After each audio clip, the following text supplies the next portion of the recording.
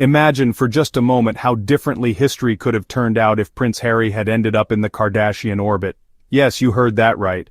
According to comedian Katherine Ryan, there was almost a moment when Harry could have been introduced to none other than Kourtney Kardashian at a party in London in 2016. Now let's just pause and think about that, because what this story really shows, beyond the what-ifs and the near misses, is how absolutely perfect it was that Prince Harry found Meghan Markle when he did. Fate, destiny, whatever you want to call it, was clearly guiding him away from chaos and right into the arms of someone truly extraordinary. Let's set the scene. It's 2016, and Prince Harry is still very much the world's most eligible bachelor. And by all accounts, he's struggling to find someone. Not because he's not desirable, but because the life of a royal brings challenges that most people simply aren't willing to take on. He's a man with a big heart, serious responsibilities, and the constant glare of the media chasing his every move. In his own words, he wasn't just looking for someone to fit a role, he needed someone willing to walk that journey with him.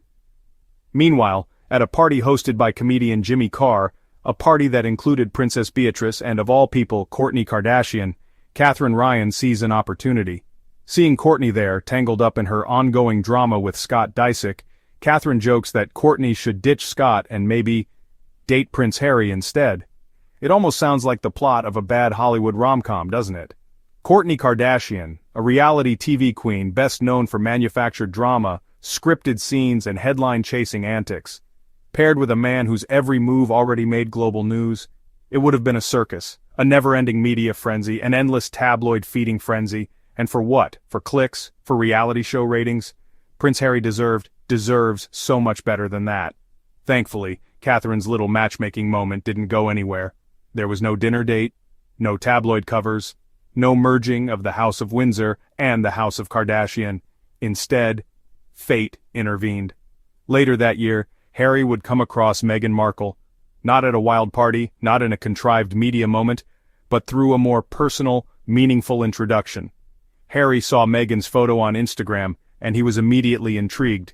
Yes, the story we were originally told was that it was a blind date, and in many ways it was, but Harry himself admitted later in Spare that he had already seen Meghan's photo, already admired her, and how could he not?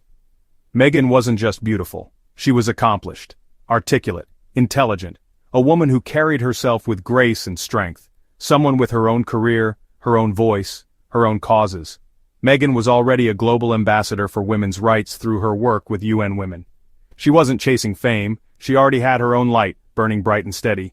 This wasn't about two fame-hungry people colliding in a flash of paparazzi bulbs. This was about two soulmates finding each other at exactly the right moment. Two people who understood the pressures of public life but who also had bigger dreams. Dreams of service, compassion, and change. And let's be honest, had Prince Harry fallen into the Kardashian vortex, the British tabloids would have had an absolute field day. They already showed their cruelty when Harry chose Meghan, someone they couldn't control, someone they couldn't reduce to a stereotype. Imagine the absolute hypocrisy and hysteria if it had been Kourtney instead.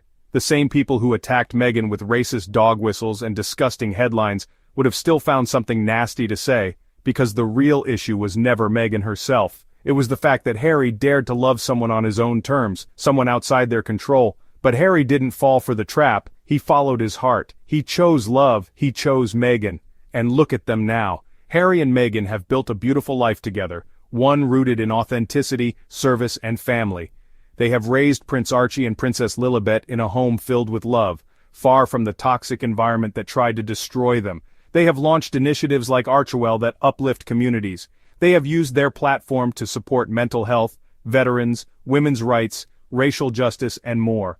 They have faced unimaginable cruelty from the British media and royal courtiers, and still they stand strong side by side, refusing to be broken, refusing to let hate win. So when I hear stories like this, stories about what could have been, all I can say is, thank God it wasn't. Because Harry and Meghan's story isn't just a love story, it's a story of courage, of choosing peace over chaos, of choosing real love over fake headlines, and to those who still try to tear them down, who still cling to the fantasy that Harry should have chosen someone else or lived a life that made him miserable but palatable to the tabloids, we see you, we see your bitterness, we see your desperation. And guess what? Love already won. kindness already won, Harry and Meghan already won. Their happiness is the ultimate revenge. Prince Harry's near miss with the Kardashians prior to Meghan Markle's setup. Katherine Ryan reveals Harry almost met a different American star. Prince Harry's love life could have taken a very different turn before he met Meghan Markle. According to comedian Katherine Ryan, the 40-year-old royal was single at the time and struggling to find someone willing to take on the challenges of life within the royal family. Speaking recently, Katherine, 41, revealed that she once tried to set up Harry with Keeping Up with the Kardashians star Kourtney Kardashian, 46, during a party in London. How Prince Harry and Kourtney Kardashian nearly crossed paths. Kourtney Kardashian and Travis Barker arriving at the 75th Primetime Emmy Awards. Katherine recalled attending a party at the home of comedian Jimmy Carr in 2016. Among the guests were Princess Beatrice and, unexpectedly, Kourtney. "I walked in and saw Kourtney Kardashian with Princess Beatrice," Katherine explained. She admitted being starstruck, saying, "I went straight over to her because I knew who she was. I'm so invested in the Kardashians and their reality show." At the time, Kourtney was still navigating an on-and-off relationship with Scott Disick, the father of her 3 children. Katherine shared, "I said, 'You need to leave Scott.' And she said, 'How can I? He's in my house right now.' I told her, 'Don't go back to the house, you need to leave him.'" Prince Harry, Duke of Sussex, and Meghan, Duchess of Sussex, are seen in Midtown. As the conversation continued, Kourtney asked who she could even date instead. Katherine didn't hesitate. "Prince Harry, maybe?" The comedian said she thought it made perfect sense. 2 famous families, both accustomed to life in the spotlight, uniting in one of the most surprising romances of the decade. At the time, Harry had been open about his difficulties finding love. In a rare interview he admitted, "I'm not so much searching for someone to fulfill the role, but finding someone who would be willing to take it on."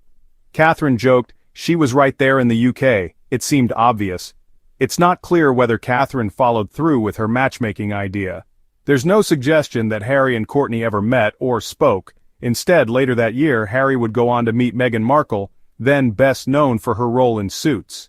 In his memoir Spare, Harry revealed that he first saw Meghan's photograph on Instagram. Although he and Meghan previously said they met on a blind date, Harry admitted he had admired her photos before agreeing to the introduction. Their matchmaker is widely believed to be Violet von Westenholz, a friend of Harry's who worked in PR at Ralph Lauren, although other reports have suggested fashion designer Misha Nonu. Prince Harry and Meghan Markle together at the wheelchair basketball final between USA and Israel. The revelation has left fans wondering how different royal history could have been if Katherine had successfully played Cupid. Instead of Meghan, Harry could have found himself at the center of a transatlantic media storm involving the Kardashians. Despite the near miss, Harry's relationship with Meghan moved quickly, with the couple announcing their engagement in November 2017 and marrying at Windsor Castle the following May. As for Kourtney, she went on to marry Blink-182 drummer Travis Barker in 2022, after a whirlwind romance. Meanwhile, Harry and Meghan are raising their 2 children, Prince Archie and Princess Lilibet, in California, far from the royal spotlight. So let's celebrate that, squad. Let's lift up Harry and Meghan every chance we get. Let's drown out the hate with love, support, and positivity. Let's remind the world that dignity, compassion, and authenticity will always outshine manufactured scandals and tabloid lies.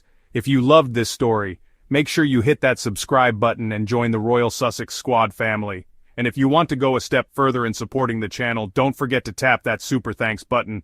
Every little bit helps keep this community strong, thriving, and full of love for Harry, Meghan, Archie, and Lilibet. Until next time, stay proud, stay loud, and keep shining bright just like the Sussexes.